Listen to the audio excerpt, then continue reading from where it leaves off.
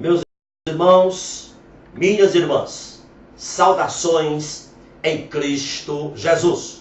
Eu quero falar-lhes nesse instante sobre o tema campanhas. São bíblicas? Muitas igrejas aproveitam o emocional das pessoas na virada do ano para anunciarem as suas campanhas no ano que vai chegar. E eles anunciam, os líderes, todo tipo de campanhas. É a campanha dos 7 cultos dos milagres, é a campanha dos 12 cultos de prosperidade e por aí vai. Meus irmãos, essas campanhas, elas têm 3 objetivos. O primeiro objetivo é a autopromoção. O segundo é a arrecadação de fundos, de dinheiro. E o terceiro é o marketing ministerial, o marketing da igreja. E se você perguntar a um desses líderes o objetivo, a finalidade dessas campanhas, eles vão dizer que é preciso trabalhar a fé do povo. E as campanhas é um meio excelente para isso. Ora, meus irmãos, em primeiro lugar, isso contraria Romanos capítulo 10, versículo 17, que diz: a fé vem pelo ouvir, e ouvir a palavra de Deus, e não através de campanhas. Edifica-se a fé das pessoas através da exposição bíblica da palavra de Deus, e não através dessas famigeradas campanhas. E vale observar que em nenhum momento dessas campanhas é enfatizado o governo de Deus sobre a vida do crente. Essas campanhas não ressaltam que o maior milagre é o novo nascimento, é a regeneração do coração do homem. Em segundo lugar, na Bíblia não há uma sequer campanha. Nós não encontramos campanhas sendo promovido na Bíblia pela igreja primitiva, ou por algum apóstolo, ou por algum discípulo. Aliás, a única pessoa que tentou promover uma campanha de sinais, um show de milagres, foi o adúltero e cínico Herodes. Em Lucas capítulo 23, verso 8, diz a Bíblia: Herodes, quando viu a Jesus, alegrou-se muito, porque havia muito que desejava vê-lo, por ter ouvido de Jesus muitas coisas, esperava que Jesus viria fazer algum sinal, algum milagre. Portanto, Herodes queria ver um show de milagres, onde ele queria transformar Jesus num palhaço particular para satisfazer a sua vontade cínica e carnal. A Bíblia diz que Jesus, percebendo a vontade cínica e carnal de Herodes, o versículo 9 seguinte diz: Jesus nada lhe respondeu. Meus irmãos, nas Escrituras não há ordenanças para se fazer campanhas. As campanhas usadas hoje nada mais são do que uma reprodução das novenas da Igreja Católica Romana. Na verdade, as igrejas promotoras dessas campanhas são, na realidade, o que eu chamo de igrejas do mercado. Por quê? Porque o principal objetivo dessas campanhas é o enriquecimento das contas bancárias dos seus líderes, à custa da fé alheia. O que a igreja está precisando não são de campanhas. A igreja está precisando de ser prisioneira de Cristo. Isso a igreja está precisando. A igreja primitiva, Era uma igreja que podia dizer à sociedade, podia dizer aos de fora: olhe para nós, olhem para a nossa vida. Lembro-me quando Pedro ia subindo os degraus junto com João, subindo os degraus do templo, e um coxo estava pedindo esmola. A Bíblia diz que Pedro, fitando o coxo, disse juntamente com João: olha para nós. É isso que a igreja está precisando. Dizer à sociedade: olhem para nós, olhem para as nossas vidas. Por quê?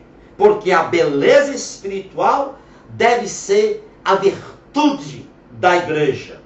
A virtude da igreja não consiste em realizar campanhas, mas sim em ter o caráter de Cristo.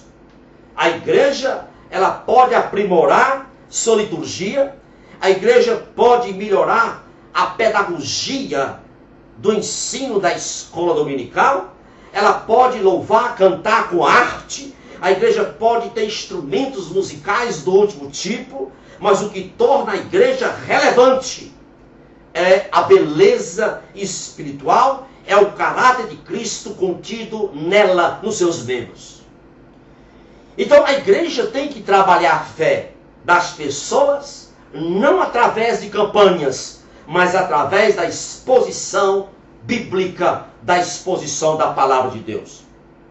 Em terceiro lugar, essas campanhas têm o intuito de marketing da igreja. Irmãos amados e irmãs amadas, não encontramos marketing na Bíblia. Os apóstolos, os discípulos não fizeram marketing de si. A igreja primitiva não fez marketing. Nós não encontramos Jesus fazendo marketing do seu nome. Nós não encontramos Jesus indo à casa de Pedro, de Tiago, André ou João para bolar uma estratégia a fim de promover o seu nome, para bolar uma estratégia de marketing para o seu ministério. Não vemos isso. Jesus curava, ensinava, realizava sinais e prodígios com muita discrição. Jesus não trombeteava o que fazia. E meus amados irmãos, quando nós estudamos a vida dos puritanos, são exemplos para a igreja hoje. Os puritanos não faziam marketing, pelo contrário, eles rejeitavam entrevistas nos jornais.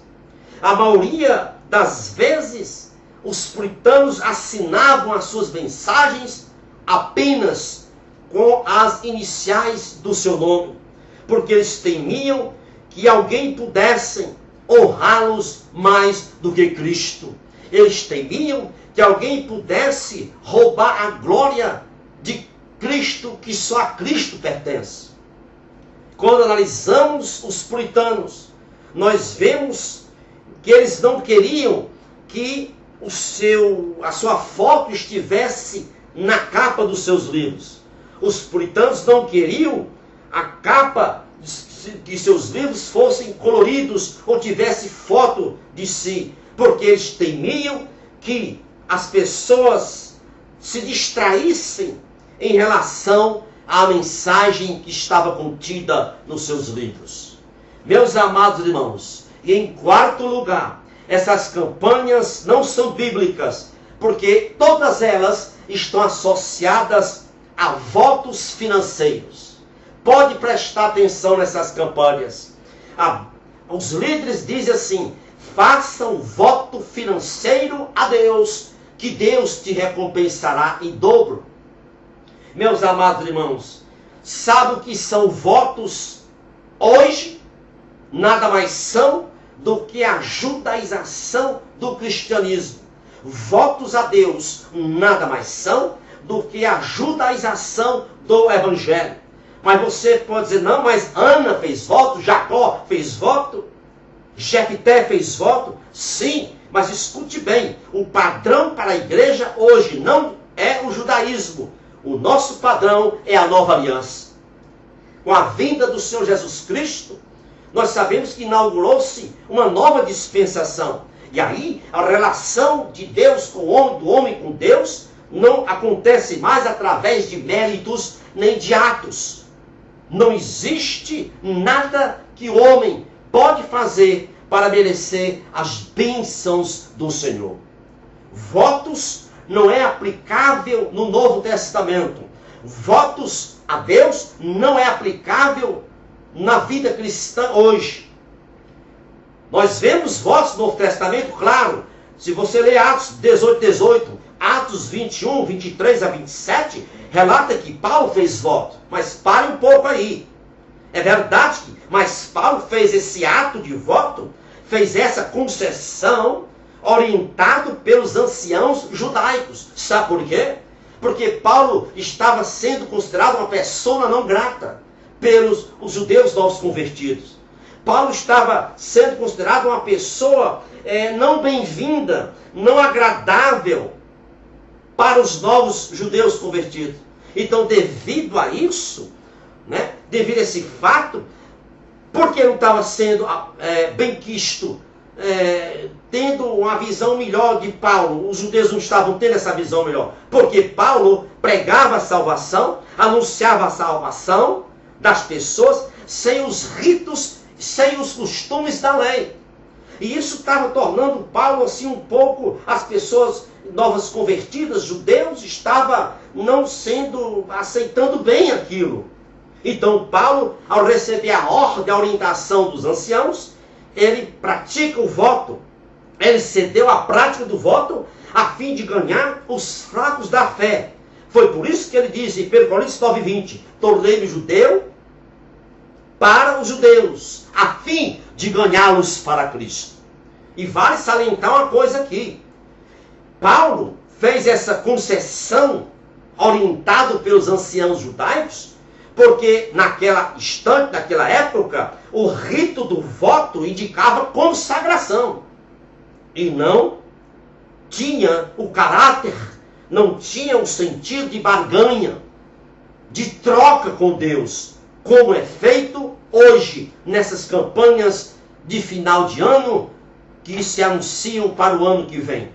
Meus amados irmãos, que Deus nos abençoe e nos dê discernimento para não participar desse tipo de campanhas, que todas elas são antibíblicas e nós não encontramos isso nem no Antigo nem no Novo Testamento.